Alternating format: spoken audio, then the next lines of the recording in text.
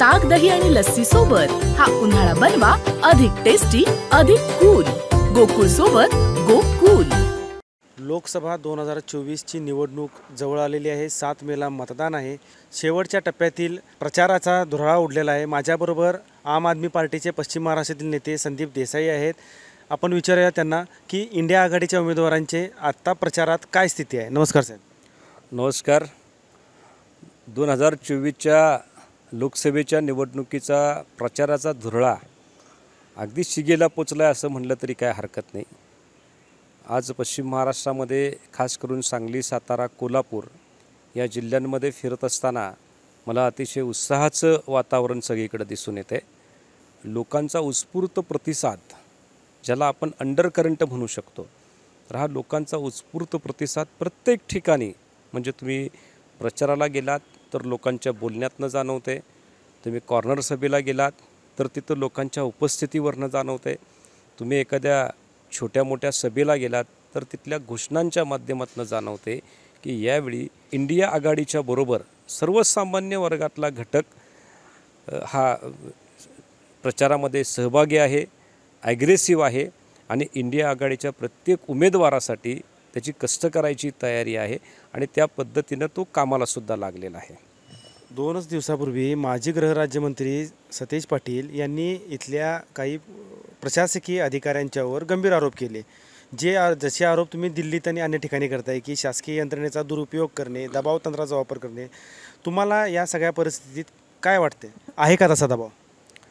याच्याबद्दल काही दुमत असायचं कारण नाही। आत्ता तर निवडणुका आहेत, लोक ठरवणार आहेत की सरकार कुणाचं व्हावं।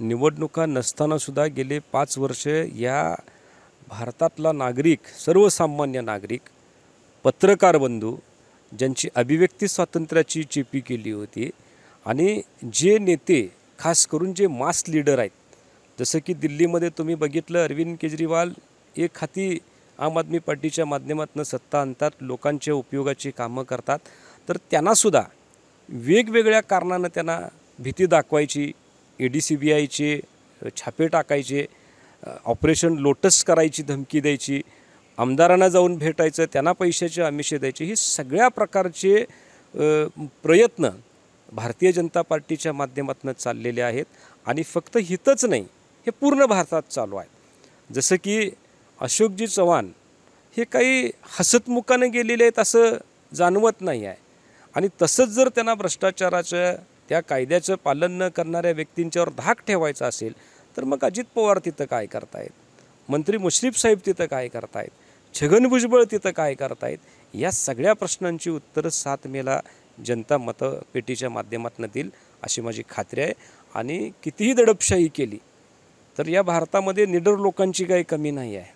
ही भारतीय भूमी नपुंसक कधीच राहिलेली नाही आहे। खास करून महाराष्ट्र ही सातत्यानं समाजासाठी काम करणाऱ्या लोकांची ही भूमी आहे आणि ही भूमी, या भूमीतनं ह्या दडपशाहीला सातत्यानं विरोध हा होतच राहणार असा मला ठाम विश्वाससुद्धा आहे।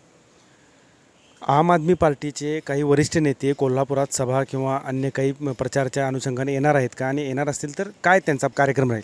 हो, 100% आम आदमी पार्टी इंडिया आघाडीचा घटक आहे। जिथं जिथं इंडिया आघाडीचे समन्वयक आम आदमी पार्टीच्या नेत्यांना बोलवतील तिथे तिथं आम आदमी पार्टीचे नेते उपस्थित राहणार आहेत, लोकांशी संवाद साधणार आहेत। जाहीर सभेमधून या दडपशाहीच्या विरोधात, भारतीय जनता पार्टीच्या विरोधात मत द्या, जेल का जवाब वोट से, अशा पद्धतीची भूमिका घेऊन उतरणार आहेत।